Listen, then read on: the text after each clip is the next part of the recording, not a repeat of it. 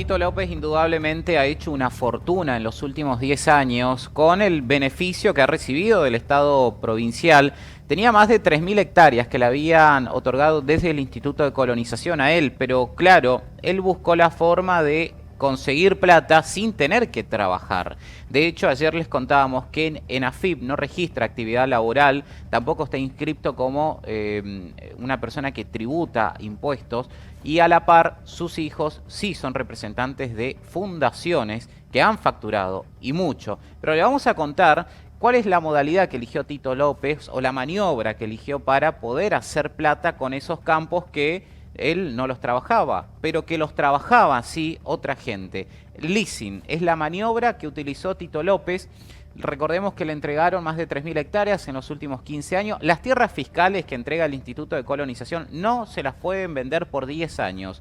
¿Por qué? Porque el objetivo de las tierras fiscales es darle a pequeños, medianos productores para que la trabajen, para que generen dinero, para que puedan prosperar y también generar dinero a la provincia. Sin embargo, Tito López no quería esperar 10 años y recurrió a la figura del leasing. ¿Qué es el leasing? Básicamente es un contrato, podemos compararlo con un contrato de alquiler. Tito López les alquilaba las tierras a los hermanos Brúa de la localidad de Charata por un precio y se comprometía a venderles esas tierras cumplido cierto periodo. Ese periodo se coincidía con los 10 años que Tito López tenía prohibida la venta.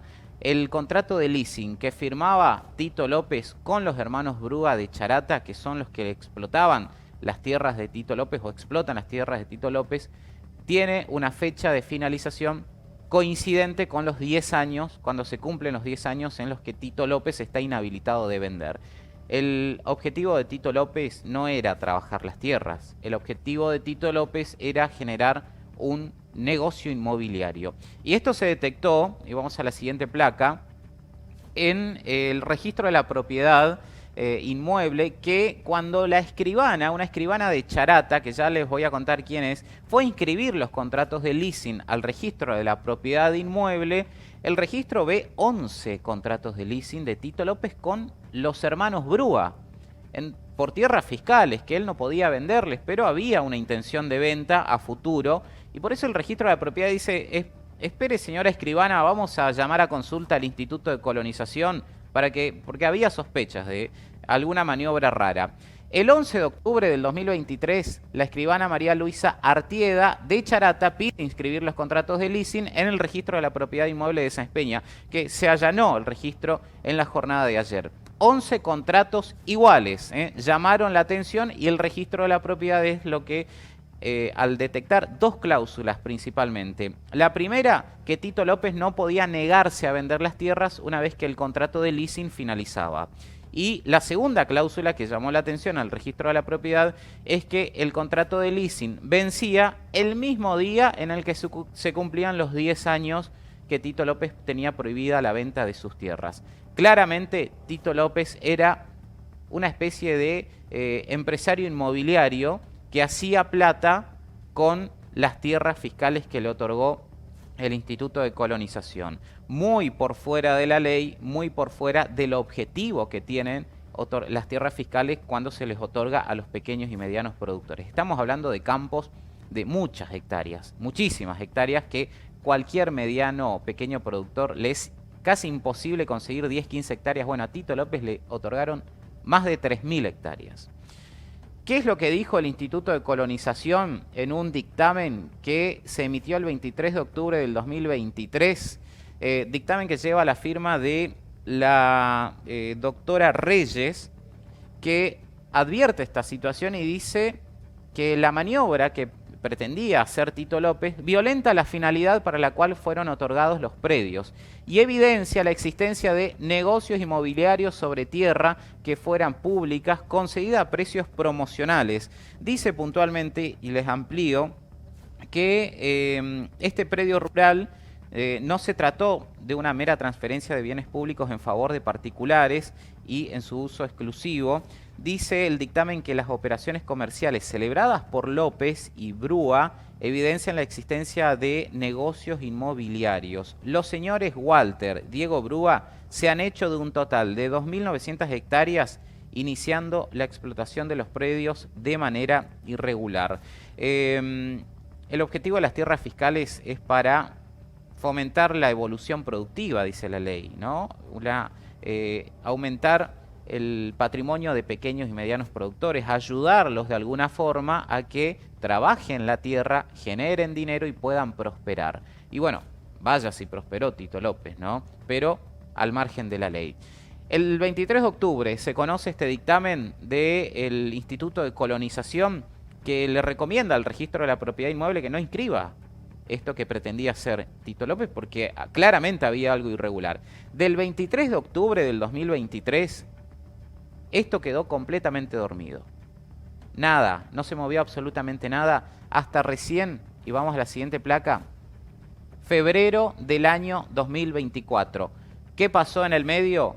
Cambió el gobierno y asume la nueva asesora legal de la gobernación, la doctora Alejandra Ferreira, que emite un nuevo dictamen, reactiva todo esto, emite un nuevo dictamen y básicamente repite lo que había dicho el Instituto de Colonización. Allí, en resaltado, dice que las operaciones comerciales celebradas por López, Romero, Acosta, permiten entrever la existencia de negocios inmobiliarios sobre tierra que fuera pública, concedida a precios promocionales, vulnerándose todos los fines constitucionales que se tuvieron en la mira.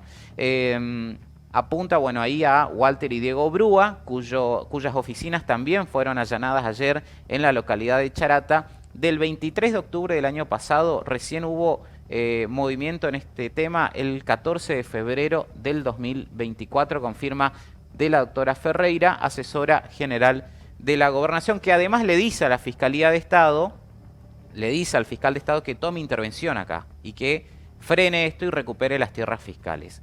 No sabemos, no tenemos información de si esto finalmente tuvo intervención de la Fiscalía de Estado. Prometo contar e investigar sobre este tema porque hay una responsabilidad del fiscal de Estado de recuperar los bienes del Estado que estaban siendo mal utilizados por parte de Tito López y de Brúa. Esto es parte de la investigación, además de la justicia federal, ¿no? Independientemente de este negociado de tierras, que es un caso testigo.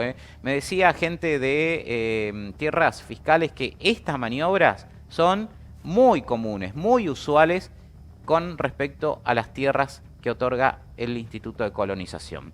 Vamos a la siguiente placa. Y les presento a los hermanos Brúa, que son la otra parte. Estaba Tito López y quien les alquilaban los campos era Brúa. Dice el fiscal federal en su dictamen, los precios que pagaba Brúa por el alquilar los campos eran muy por debajo del precio de mercado. Muy por debajo en los precios de mercado. Walter Manuel Brúa, Diego Hernán Brúa, les habrían adquirido, esto es lo textual que dice el fiscal federal en su investigación, las habrían adquirido a las tierras fiscales por un precio muy inferior al de mercado a través de contratos de leasing inmobiliario, produciendo sobre ello siderales ganancias ilícitas.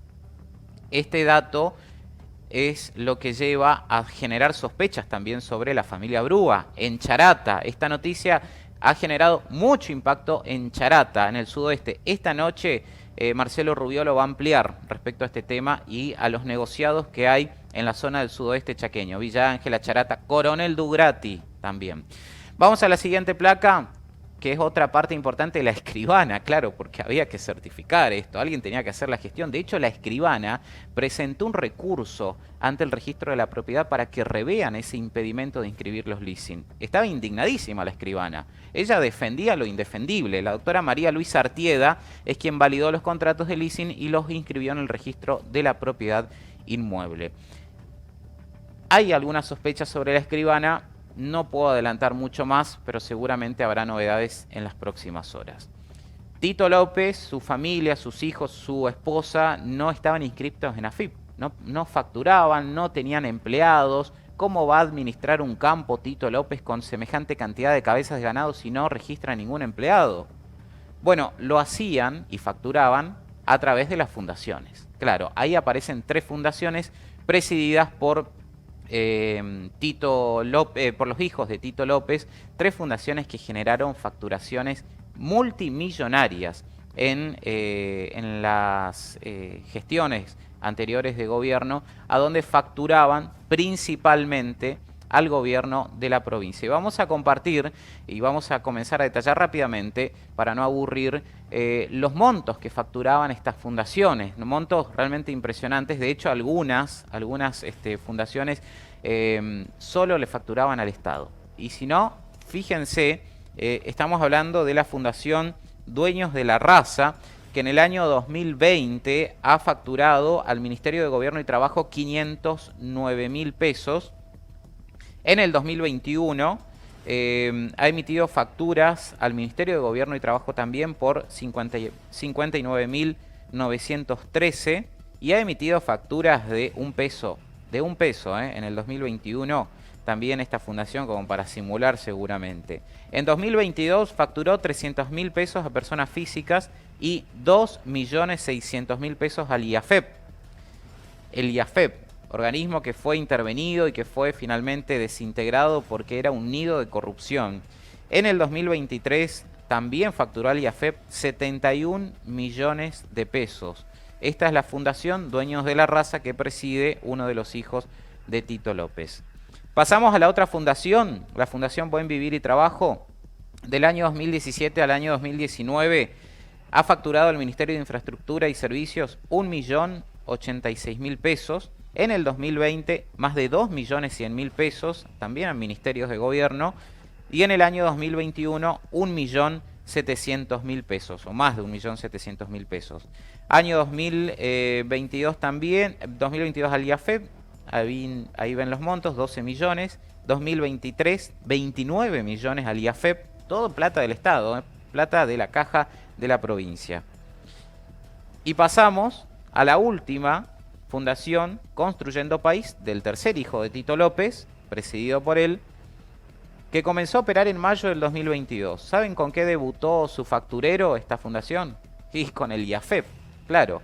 En el 2022 570.000 pesos al IAFEP y en el 2023 46 millones de pesos. Más de 46 millones de pesos facturó al IAFEP. Allí ven el total del monto, que es realmente impresionante, porque estamos hablando de plata que salió del Estado y que absolutamente nadie controlaba. Esta plata sería el origen del lavado de activos que está investigando ahora la Justicia Federal. Algunos decían que Tito López es el último piquetero en caer. Y no es así. Hay más piqueteros, hay más investigaciones, hay más campos que entregó el Estado durante la gestión del ex gobernador Capitanich a dirigentes sociales. Enseguida les voy a contar una denuncia que hemos recibido en la producción de NG Federal luego de que esto se conociera, porque claro, hay pequeños productores que están indignadísimos y que comienzan a hablar, se animan a hablar y a denunciar. Nos llegó un dato también de una dirigente piquetero, mujer, que fue beneficiada con tierras fiscales. Enseguida les cuento de qué se trata y tenemos más información.